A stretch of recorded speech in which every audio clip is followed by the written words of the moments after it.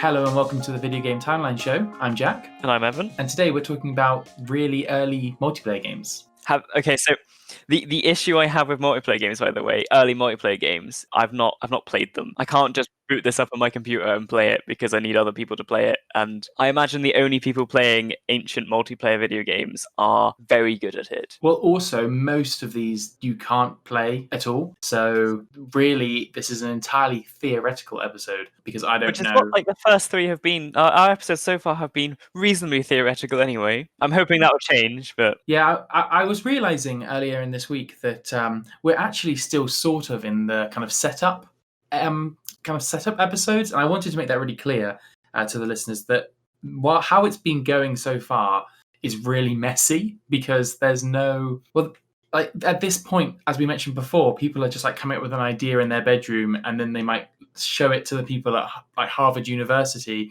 or MIT or whatever for the first month. It's only within that university, and then it becomes something, and until we get to a point where it's when it's commercialized. Exactly. And we're not there yet. And I kind of, this is almost although we've had kind of episode 0, episode 1, episode 2, everything, we're still sort of in season 0. Not that we have seasons, but can we have seasons? I want seasons now. Yeah, we can do seasons, and we're in season 0, which is there's no order. It's just whatever people were coming up with. But there's also interesting things. Everything today I thought was really interesting, but I can't tell you what the games are like. It'd be really hard to rank them. Oh no, I can definitely rank them. That's the end of the episode, but I can definitely rank these. Absolutely. I based on that, I feel like you're going to be quite harsh, but we'll see. No one ever ranks things, right? When they no one's yeah, I can definitely rank this when they've got a weak opinion. I either loved these games or hated these games, right? Yeah, and I know you, so I just feel like you hated these. You're saying I'm a hateful person? No, I'm saying that you hate old things that are not good. Yeah, I think you should hate anything. Well, not necessarily. Hate's a strong word, but if it's not good, it does not deserve love. Well, at least a video game. Potentially, this first game, which I imagine will start with Maze War. Yeah, no, I've got Maze War as the first one. I don't know. A lot of the things I've been reading are, it's not sure which is the first because of, as you said, the horrible thing of, they were developing it for who knows how long, and then eventually real world found out about it. But Maze War is pretty amazing. I don't get it. So the word amazing has the word maze in it. I'm sorry I said that. I don't want to hear it again. Come on. But it did have... Well, I think we should probably I'll leave it to you to explain a little bit about it if you want to. Yeah, sure. So you are in a maze. You are an eyeball. I think you're an eyeball, right? You're just a massive eyeball. Well, yeah, although originally you weren't displayed as an eyeball, but yes. And you can move around. You can move forward, backwards, or turn 90 degrees. Yes. And so you're in a maze, and it's first person. The game is first person, which I find amazing for 1970. And 3D. Yeah, first person, 3D, fantastic. The reason they made it a maze, by the way, is because mazes have sharp edges. It's just a line. They're just straight lines. There's no curves, so they can render a line. If you think like Pong, straight lines. And the goal is you walk around this maze, and you've got to shoot the other eyeballs or whatever the other things were before that. It's a first-person shooter, basically. You walk around and you shoot other people. I find that fantastic for 1973. So think other games on the quotation mark market are like Pong, right? You move a line up and down.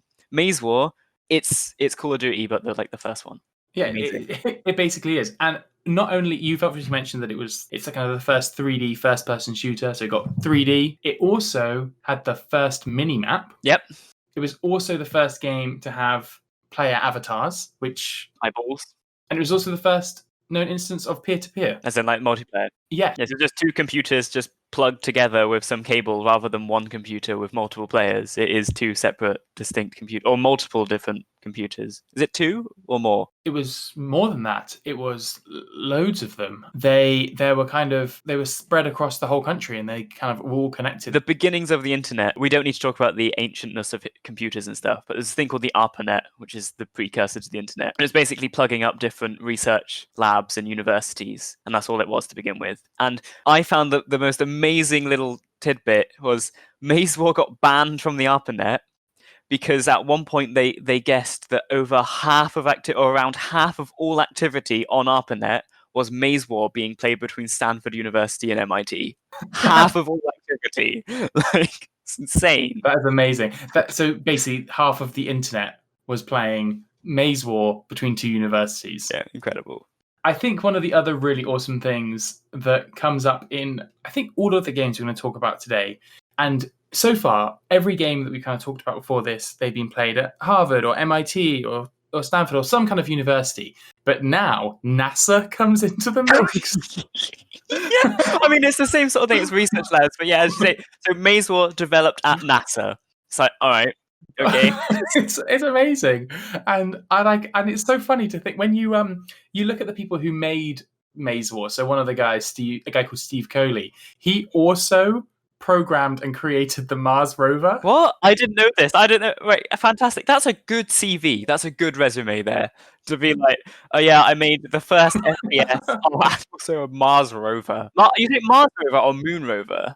Mars. Which one? There was multiple. There's multiple Mars rovers. Right? They're just very early versions of the Mars rover. I don't even know if they were ones that went to Mars. Exactly. I don't know if they were just kind of theoretical prototypes, but Maze War came before that, and he kind of referenced Maze War as really, really helpful in the creation of the Mars rover, because the 3D perspective of Maze War helped him visualize how the Mars rover would visualize Mars. I mean, you do have to be quite robotic in how you think of it, I think, because you move forward, backwards, or turn 90 degrees. So yeah, I can imagine that being the sort of commands you'd give a Mars rover, right? Yeah, all of the people who worked on Maze War all went on to do kind of amazing things.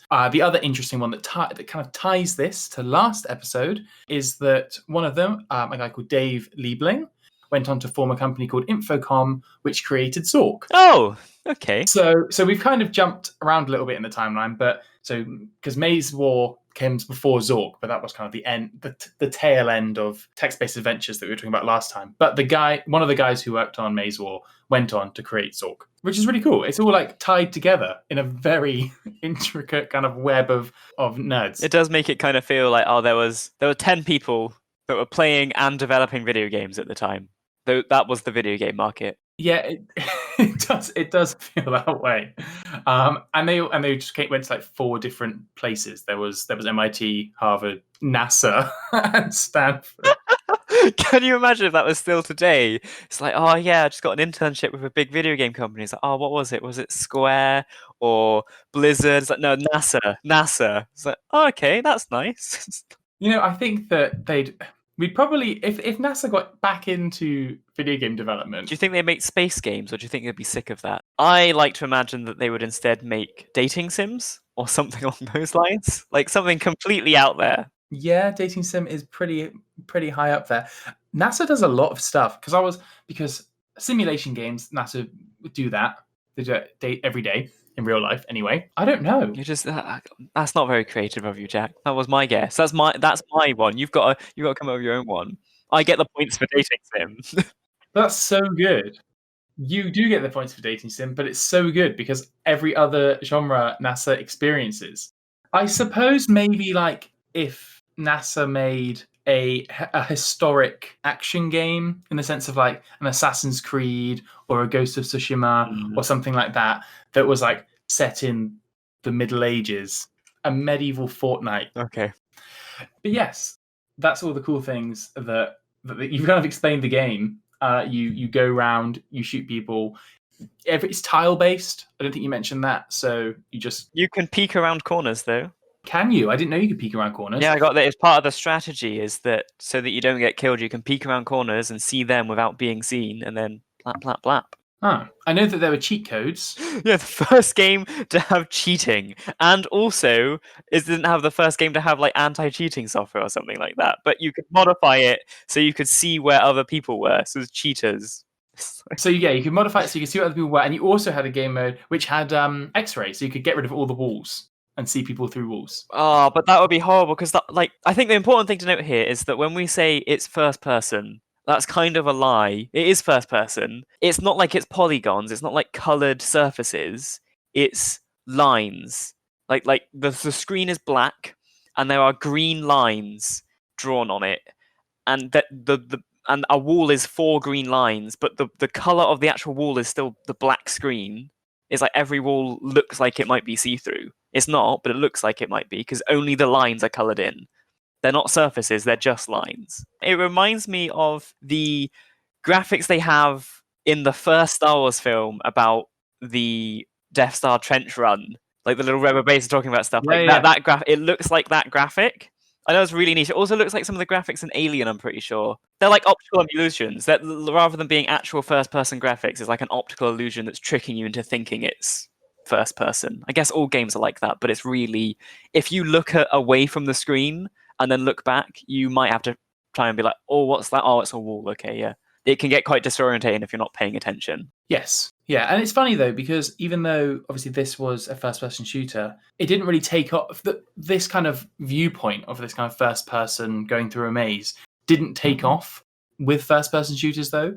So it switched from being a way to play kind of shooters to a way to playing kind of dungeon crawling, going through a dungeon, killing monsters kind of viewpoint instead. I mean, yeah, I don't think that it being first person feels a lot more like a tech demo than something that's actually enjoyable, because first person is cool and all, but I'd rather have something that's an enjoyable experience than cool. And I think for shooters, at least at that point, 2D, not first person, was the way to go. Well, the thing is, I don't even know if there were any other real shooters. I'm just thinking about what comes even 5, 10 years later, which, spoilers, but it's like they're mostly 2D, right? Yeah, and I think one game to kind of mention a little bit, because most people know when people think of the first person shooter, they think of Doom. Doom looks way better. This looks so much uglier than Doom. So much uglier. And Doom was an ugly looking game. And I'm excited to get to games like Doom where you can still play them today and they're still pretty good. But this is so different to that, and I can understand why people don't think of this when they think of a first-person shooter. I don't even know if it visualized the bullet that you fire. I don't think it did. I think when you shot someone, they just died. Well, when I'm looking at, I watched some videos of this, and I couldn't, because there's old versions of this game and new versions of it. In the old versions, like the original ones, I couldn't even see what the enemies were meant to be. When there's no eyeball, I'd be watching a video and like, oh yeah, there's a guy, and I pause the screen, look, it's like, I can't see a guy. I don't know what you mean. Before they added eyeball to represent a person, when you started up the game, you would type in your name, and it would represent your avatar as your name. Just some text. Yeah, so you just have text going around. Yeah, but I couldn't even see it when they were saying this. Like, oh, there he is. Like, I can't see it. I can't see this text on the screen. I'm sure it was, but I feel like it's the sort of thing that you've got to be into and know what you're looking for. I'm sure, and it's also all of the video that exist are so old, and it's so hard to find any kind of footage. It's all so low quality, all the footage of it. Mm-hmm. So that's, I think, everything we can really say on Maze War. It had a level editor. It did have a level editor. That's true. That's another good thing. You can make more randomly. That's like the fact there's an maze, by the way, is quite a big part of this game. The other footage I was looking at, it looked like you could easily get lost. Like easily get lost in the maze. I think that's definitely part of the point. So I've got some quotes from people who played it. Coley, the guy who went on to do the stuff with the Mars rover, that it was popular at first, but then became very boring. But this was before it had shooting. Before it had shooting in it, right? Before it was even a multiplayer game. So originally, you would just navigate through a maze and find the exit. And then someone else said, well, why don't we put other people in it? And then that's where the whole idea for making it into a kind of first... So it didn't start as a first-person shooter, but it became one when they got bored of it.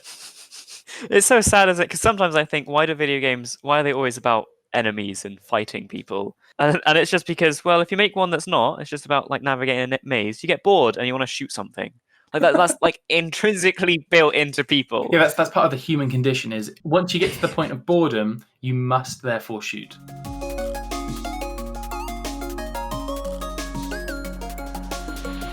How many times do you think we've said amazing so far? Do you think it's too many? Definitely. I think we said the word maze, whether that's in Maze War or amazing, way too much. All right, never again. Well, then we should move to the next game, which is Empire. And we now have to think of something that works just as well. So we had amazing for Maze War. Now we need something for Empire. Well, the word Empire has MP in it, which is like multiplayer. That's true. Okay, let's do that. All right. Okay, so Empire, 1973. I've got. Is that That's what I've got. Yep. you got Yep. the same? All right, cool. I mean, if we both say the same date, it's correct. A factually correct statement, right? Before you say anything, last episode you said to me we were talking about Star Trek. We were talking about Star Trek. Sorry, we were talking about Star Trek, and you said, "Was this actually the real Star Trek, or was it licensed, or did they just copy it?" And I said they just copied it, and then you said, "Oh, it's just a bunch of nerds." I just want to say the Empire is also based on Star Trek. Bunch of nerds. And everything in the game is Star Trek themed. So now you can continue. Since I introduced Maze War, do you want to introduce Empire? Oh yeah, I can do. I'm happy to introduce it if you don't want me. If you want me to do it, but No, I'm happy to, but please jump in if I miss anything. There seems to be a lot of similarities between Maze War and Empire in the sense of they did the same things at a very similar time. So in terms of which one is the first multiplayer game, who knows? But basically, the point of the game is to conquer this galaxy. There are 25 planets and 4 races. And as I mentioned, they're all based off Star Trek. So those races are the Federation, the Romulans, the Orions, and then the original name for them were the Klingons. But then it was changed to Khazari because they were worried about copyright infringement. But are they not afraid of? I've never watched Star Trek, but are Romulans not also a Star Trek specific thing? I think they are, yes, but I think that I think that Klingons are particularly Star Trekky. Yeah, I mean, you've got people speak Klingon and things, don't they? So I think that that's a bit like saying, well, we've put Stinky Pete from Disney in our game. Disney probably don't care as much as if you put Mickey Mouse in their game. Right, yeah. Wait, Stinky Pete from Toy Story 2? I think he is, yeah. Right, okay. But people probably don't. Disney probably don't care as much if you steal that and throw it in your first ever multiplayer game than if you said, well, we've put Mickey Mouse in it. I was going to go with the example of, with Star Wars, say Jedi versus battle droids. It's like Jedi's a... That's way better. Because I don't even know... Well, no, I think they're both fine. I just don't really know who the Pete is you're talking about. That's even better, because you haven't even heard of Stinky Pete. I don't even know if that's what it's called. I'm pretty sure Stinky Pete's the character from Toy Story 2. You can look it up now. Stinky Pete, Disney Wiki. Stinky Pete, or simply known as the Prospector, is one of the two main... Yes, from Toy Story. They probably wouldn't mind Stinky Pete then, would they?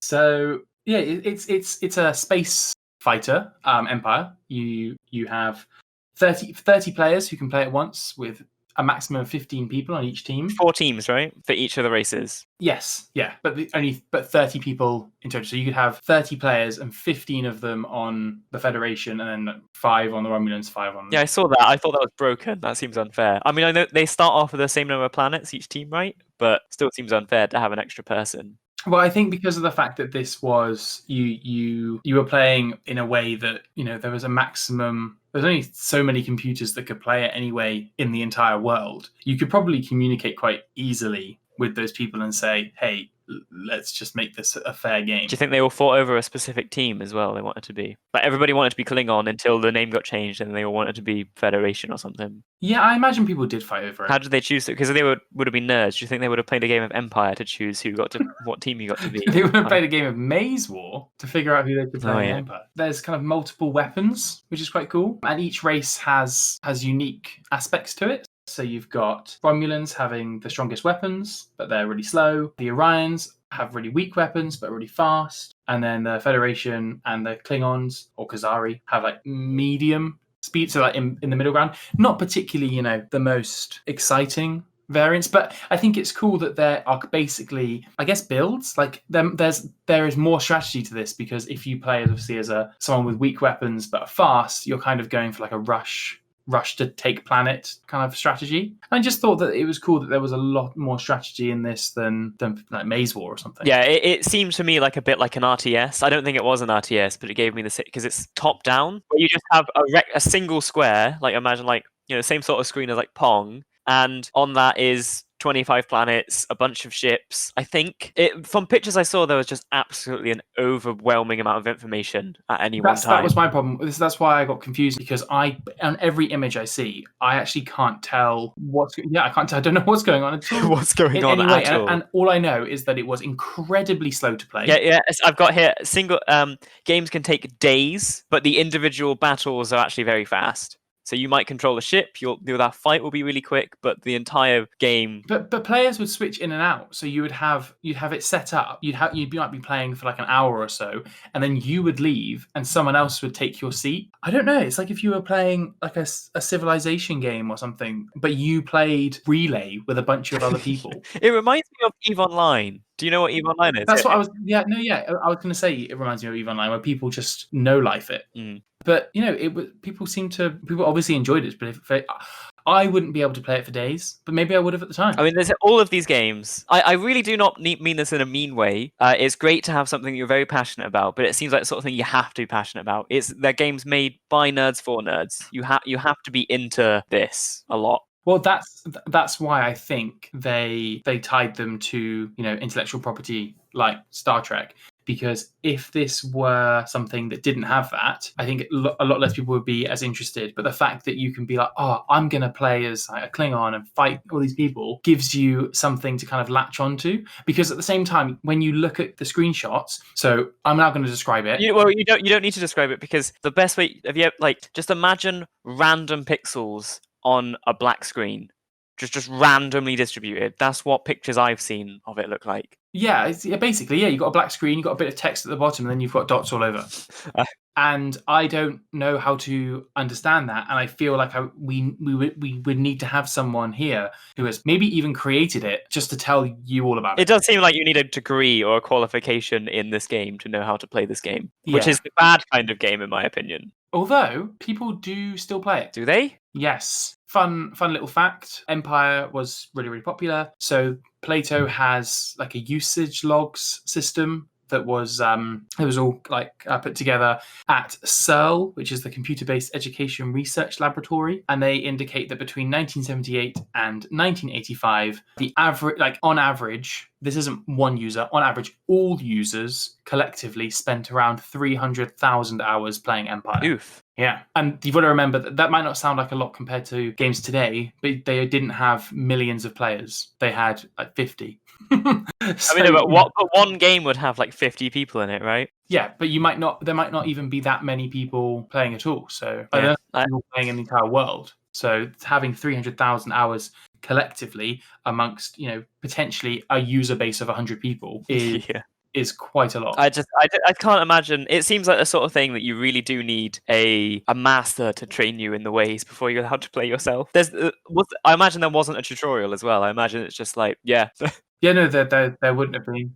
There wouldn't have been. I mean, the way that people still play it today is on an emulator called Cyber One, which basically just puts together all of these really old kind of computer mainframes together in an emulator. It's kind of the only place to play them. So you've got all of the really early ones that we've spoken about. But people do still play it. And I think there's probably groups of people who, have Discord channels or... Oh, I have no doubt. It has to be. That the depth of the game seems... It does seem like an incredibly deep game with lots of strategies and techniques that you need to know to be able to do it, which means there'll always be a certain group of people that really appeals to. Yeah, that's very true. But I think it's very niche. Yeah. I don't think it has widespread appeal. I don't think it has mainstream appeal. I think you need a degree to play this game in the game. I would agree with you. I would 100% agree. And then they made 3 more. So there's Empire 1, 2, 3, and 4. Well, Empire 1, I feel, is a bit different to the game we described, because the first version was turn-based and only 8 players. So the first version seems a bit like the prototype version, and then you've got version 2, which is sort of what we described, but then later versions had even more teams, even more players, and at one point a live chat, which makes me feel like it really is the internet and multiplayer games, telling someone good game, easy, when you defeat their Federation force or whatever. Incredible. I just don't understand. I feel stupid reading about it because the problem is that basically there's like three things going on here. One, I can't even see any images of it. Two, it feels like you need to have, like you said, a degree in Plato terminals in order to know what any information is talking about. And three, you need to have a degree in Star I Trek. don't think you need the Star Trek one, but You do for context. I need the context, I need the tech, and I need some imagery, and I don't have any of that. I don't think you need this. The Star Trek thing feels a bit like some people made it and they made it Star Trek because they liked Star Trek, but I don't think it's like you needed to know about Star Trek. No, but I think that if I knew more about Star Trek, I would feel like I could follow along a little bit better. I think you should put this image in the show notes just because this is the first image I saw of this game and it's what has framed all of my opinions on it. That's the same one I have. I feel like it's excessively small, which is why my perception of this game is terrible. I think that they're meant to be ships. I don't think they're just random dots. I think they are. Yeah, no, I'm pretty sure that the first image you and I have both seen is just a really poor quality image. And that's why it's still too much information on the screen, but I don't think it's as bad as initially thought. I will put this image in the show notes. I don't think you need to. Like, honestly, you don't need to. Just imagine in your head a black screen with random orange pixels on it. Oh yeah, I mean, you don't need to see this. Your life would not be. Make those pixels into little icons of ships, but still too many of them and an overwhelming amount of information. I mean, there's symbols here that I don't even understand. I don't know if they're. What does HD 135 mean? Anyway, because on these things you put in like the angle that you want. So you put like 135 degrees, and then it would start going in 135 degrees from where you were. You need to know like maths to play this game. Grace, that's a fourth thing I can't do. I don't think angles are particularly complicated, but I still would imagine the game quite complicated.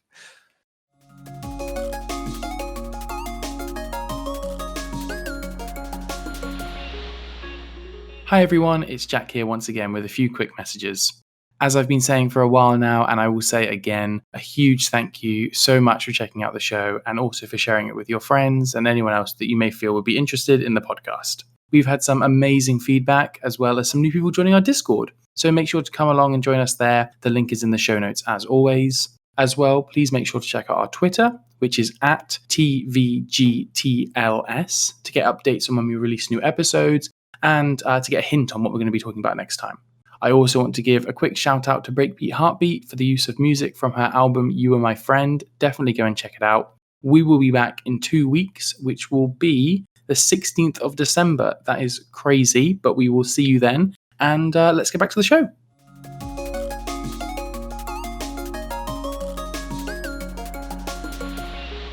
Shall we move on to the last one? Yep. Okay. So Spasim Yes. is Empire. Yes. It's the same game.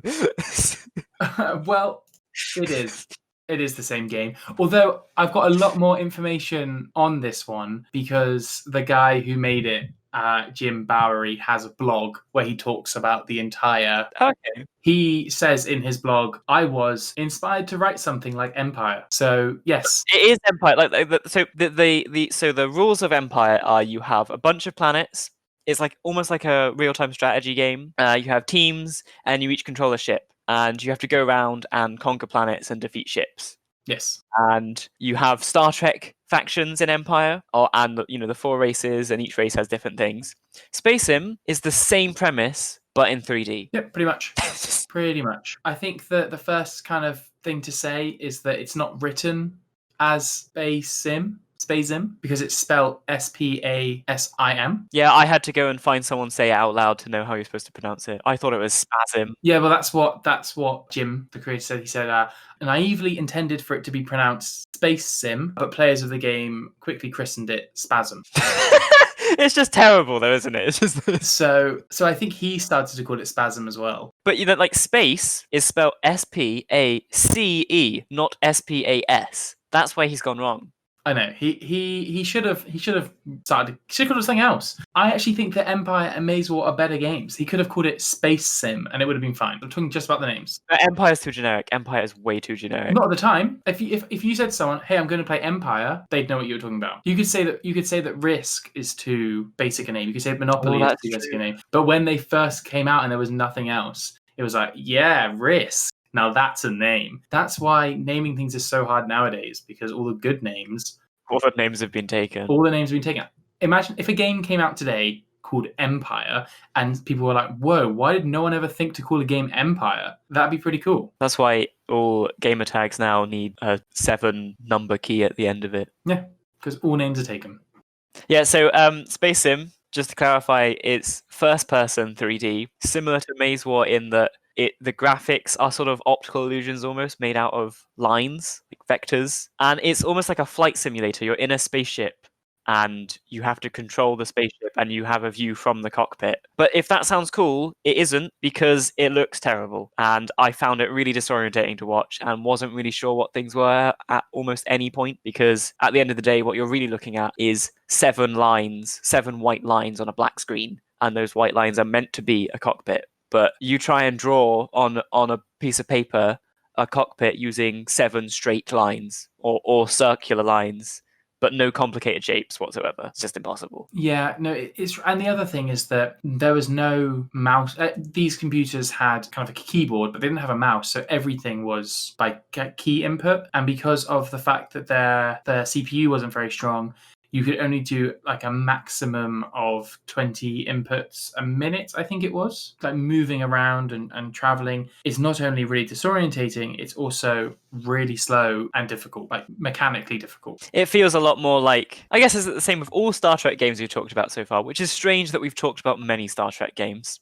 where it's more like maths or work. It's like plot a bearing for XYZ at ABC speed, execute, go. And I feel like you have to compute things. I guess that's why it's made in universities and stuff like that. But this is the thing, that these are all really kind of the first attempts at these things as well. But I think there was also definitely a bit of competition between who was first, because the guy who created it put up do you know about this? A $500 kind of challenge to anyone who could find proof of an earlier 3D game than Spasim. But that's weird, because Maze War is a difficulty, isn't it? Is that it's not quite clear when things came out, and people still aren't quite clear which one came out first, which is why both Spasim and Maze War are both like the claims to fame. But it seems like Maze War was earlier. Yeah, but he never gave the $500 because he said that it was unclear. I think that's probably why NASA is underfunded. They just need that $500 from Jim Bowery. Then we have a Mars base. That would be sick. Okay. I hate Jim Bowery. Yeah, we need everyone to tweet at Jim Bowery and say, give NASA their... Don't do that. No, don't do that. Don't encourage people to bully people.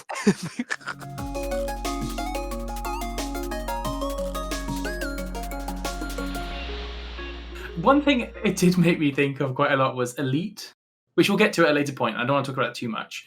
But I will say that this game looked a lot like later first-person 3D space shooter games. Wait, are there many? My takeaway was these games came out, but they didn't really have much of a legacy, at least until much later. And the industry, if you can call it an industry, just sort of ignored them and moved on. The problem here is that each game inspired the next thing, and it's very domino effect. So it was like, okay, you had Empire, which inspired Spasim, which inspired something else, all tiny, because it was like Empire, which then made Ultima, which then made Phantasy Star Online, which then made Final Fantasy, which then like... Wait, did you just draw a line from Empire to Final Fantasy? Is that what the line is? That is the line, yeah. Really? I would say that you could do that because it's all very name heavy here. But a guy called John who made Empire, and then a guy called Charles who was inspired by Empire to make Moria. Moria inspired Phantasy Star, inspired Final Fantasy. Wait, but this is interesting. So depending on what people know more, Final Fantasy or Kingdom Hearts, right? Because Kingdom Hearts is also inspired by Final Fantasy. Yeah. So there's 2 big hitters that are still big things today, and you can argue that neither of them would have existed then without Star Trek. Is that the correct line here? Potentially, yeah. I mean, you can do the same thing with other things. Like if we jump ahead just to where Moira was, you can go from Moira to Ultima, and then Ultima inspired EverQuest, and then EverQuest inspired World of Warcraft. See, I don't know what these Moira things are. This is not this episode, right? Are we talking about these things in the future? It's one of those I mentioned previously that Maze War inspired. It never took off as a first-person shooter, but it took off for role-playing games. Okay. And Moira was one of those games that was inspired by Maze War, took that concept of a first-person maze and turned it into a first-person dungeon crawler. And then Ultima were like, oh, we'll do that too. And then Ultima developed into Ultima Online, and then EverQuest jumped on Ultima Online, and then World of Warcraft jumped on EverQuest. But when did it stop being wireframe, like vector line graphics? Probably sometime in the early 80s. Okay, all right. I'm thinking that we'll start doing episodes on specific games or specific months with a bit more structure once we get to the 80s, because the 70s feel a bit like everything is a tech demo. Nothing is a real game. Everything looks like garbage, and I hate them all. Yeah. Pong was good. But I mean, that's exactly how I feel. And it's really weird because obviously I would say it depends on when you're listening to this, but definitely between the years 2016 and 2020, there is a 1980s resurgence where you've got things like Stranger Things and like lots of arcades coming back. And there's just a huge emphasis on let's go back to the time of like the 80s when video games and all these things were new. And like technology is still like the internet is new and there's all these things and like very nostalgic focused. You can get secondhand nostalgia even if you didn't have it for the 80s. Exactly. For 80s, but I don't get that for the 70s.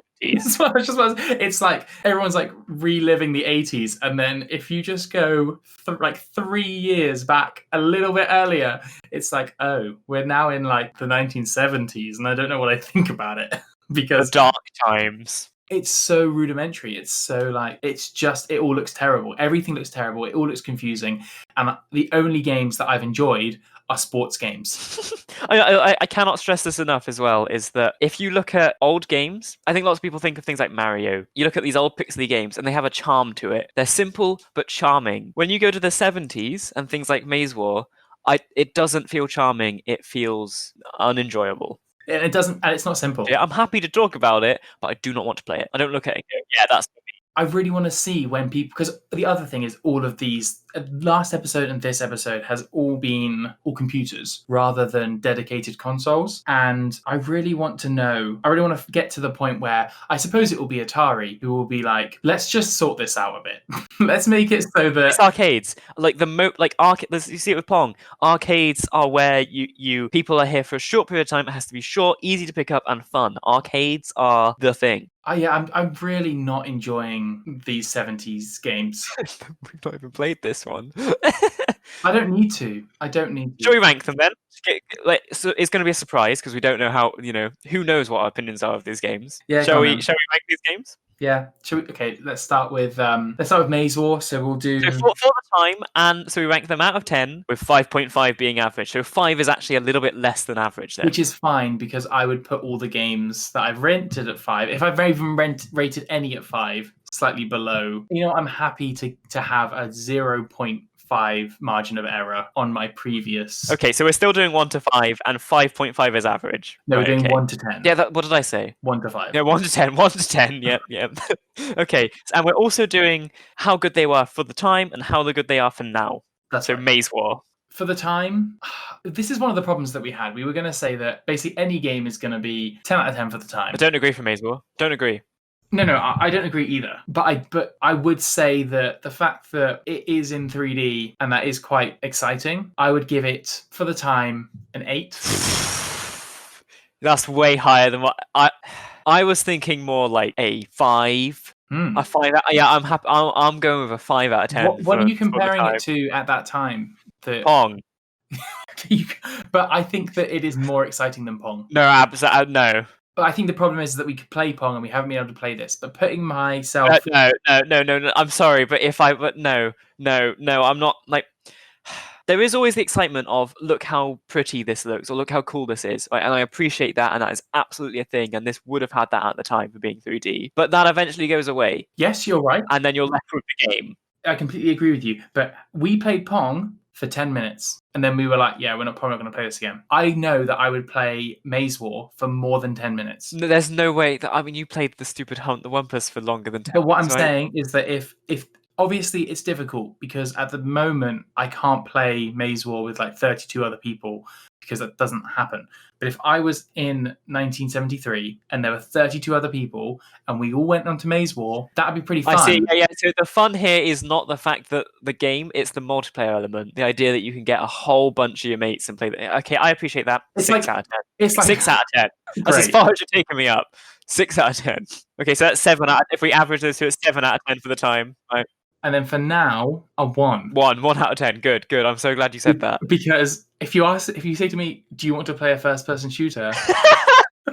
Well, you said you play first-person shooter, and you're like, do I? It's Maze War. Oh, never mind. Guys, it's time. Let's play an FPS. And if anyone ever hears me say, let's boot up Maze War. I mean, I don't even like FPSs that much, but no, I would be very upset with something like no. I just want you to imagine that your friend says to you, right, everyone, we've got to buy this game. This is the new hot game. I want us all to try it out and just play it together. And then you purchase and you play Maze War. 1 out of 10. 1 out of 10. Okay, good. We got Maze War down. Empire. For the time. This is the hardest one, I think, because I think I imagine this one had the most culture, as in, like, what was the culture of people playing it? And we just don't have that. We're an outsider looking in. That's hardest way of assessing it. I agree. I just need to clarify here. We're obviously saying for ourselves personally, if I was in a room in 1973 and you personally asked me, Jack, what do I think of Empire? I'm now giving you the number out of 10. Correct? Oh, that's interesting. I've always been thinking of it as, so, say we got to a dating sim. I don't like dating sims, but if there was a well-made dating sim, I would still rate that highly, even if I don't like it. You think we should be doing it personally? Yes. How we personally like it?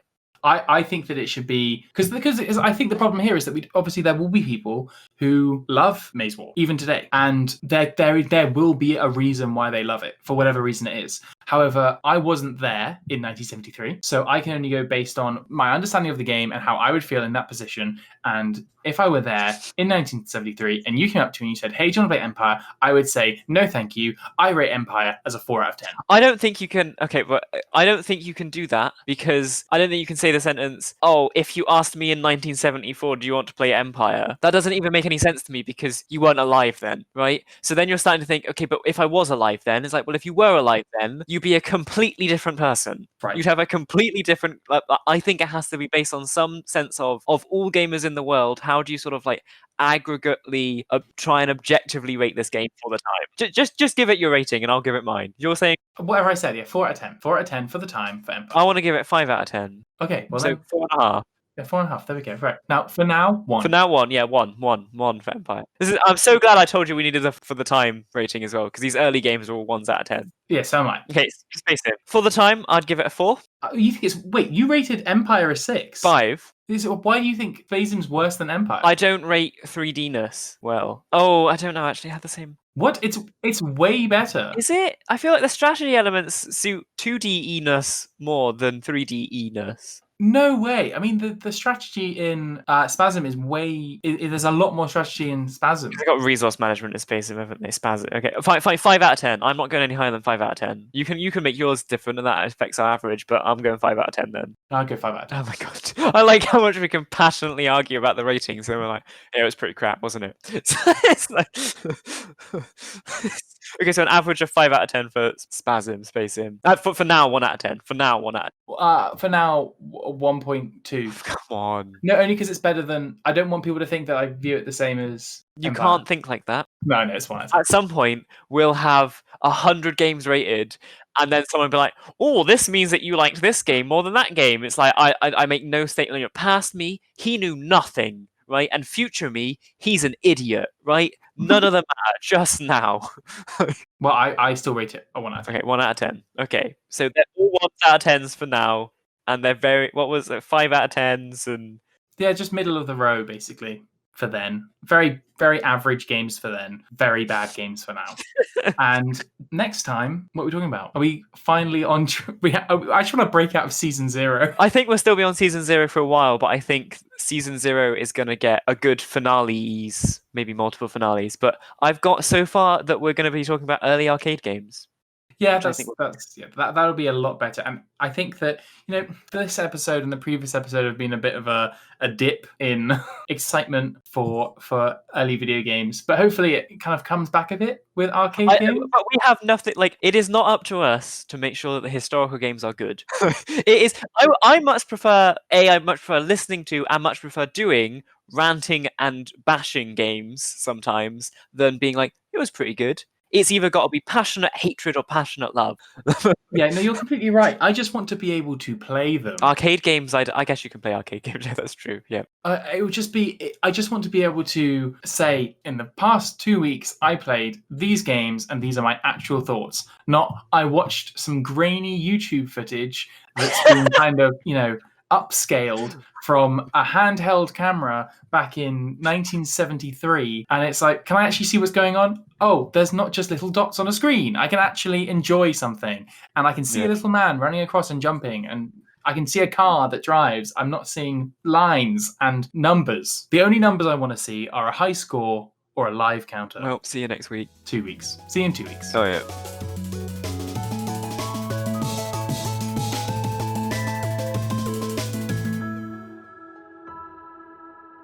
I know for a fact that our timeline is going to be missing things because it feels like you need a fucking degree to know the history of video games.